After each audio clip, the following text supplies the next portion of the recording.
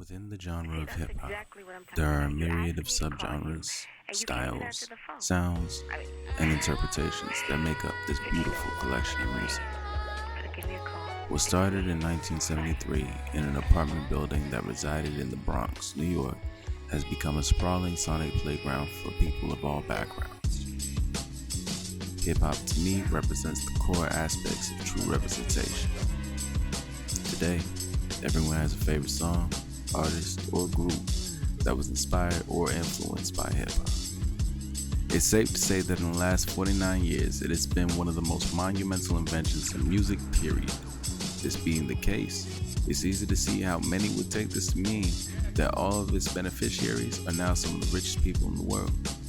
And to those ignorant of the core concepts that comprise the genre and the spaces that these people inhabit, this idea is not only fact, but law. The world, especially the American view of it, is run by black people. I can't help but laugh at the irony in that statement alone. However, it is both parts true and woefully ignorant of the African American, and people of color's extensive struggles. Why is everyone so worked up? I will start by saying that all of this up till now has been preamble. If you don't understand that last sentence, then this piece likely isn't for you. That's no disrespect. I say this because it is as though the culture of hip-hop, and to a further extent black media, there is what I'd like to call an expectation of expression.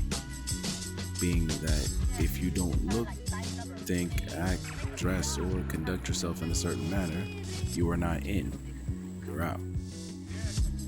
If you don't represent the way you are expected to, you don't get the opportunity to express at all.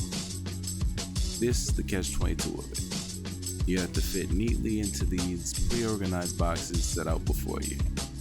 This is the issue that breaks my heart and also strengthens my resolve. It is a mirror. If I could explain how relevant that metaphor is, I doubt I'd be making this video. However, it still rings true. There's so much to say and so much to express that only particular orators get the chance. In the beginning, it is magic. It may seem as though every word paints an image in the mind's eye that sets our synapses alight. However, as time goes on, the common trend shows that these people are turned into mouthpieces and talking points. That brings me to the focus of this video essay, and the topic at hand. What is everyone so worked up about when it comes to lo-fi and cloud rap? In what we refer to as the golden age of hip-hop, there was a prolific producer by the name of J Dilla.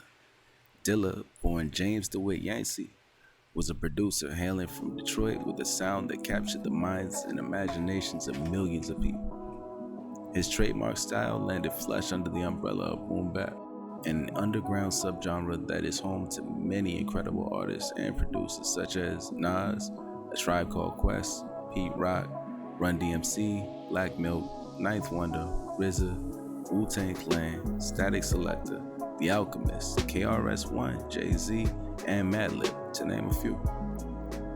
If you're familiar with hip-hop's golden age, these names are not only familiar, but instead invoke the feeling that you associate with hearing their music in some way as well. This is what brings me to my next thought, and the question of what is everyone so worked up about? Hip-hop and rap are the number 2 genre of music behind pop in America today, and perhaps even the world. That is to say, in 50 years, the artists of hip-hop effectively captured the hearts of billions of people with our stories. The tales of our people are now coded into the mythology of America, and further, the world. This is an astonishing and outstanding accomplishment. So why hasn't anything effectively changed? If you ask anyone who is a member of Black America who was around before or during the birth of hip-hop, some things have gotten better and some worse. All in all though, not much has changed. So I'm sure by now, you're starting to wonder what all this has to do with lo-fi and cloud rap, and why should you care? What does a bunch of whiny auto-tune vocalists recording music for a select group have to do with a bunch of introverted neats with no personality besides gaming, watching anime, and making beats that are vaguely reminiscent of hip-hop's golden age have to do with anything? And I will tell you, everything. Earlier, I mentioned how hip hop represents representation. These days, that couldn't be any more true than ever before. By August 11, 2023, hip hop will be 50 years old, and I will be 25. I've been around to see half of the genre's lifetime. Being an artist in this space myself, I can certainly say that this culture is as misunderstood as it is prolific. This is where this essay becomes tricky for me on a personal level, because now it's personal. And this has always stopped me from taking the leap from artist to commentator. It seems as though no matter what I do, my art and creations speak directly to me and through me alone. However, this isn't the case. I'm an extremely big fan of myself, if not my own biggest fan. Sadly, to me, this seems narcissistic beyond belief.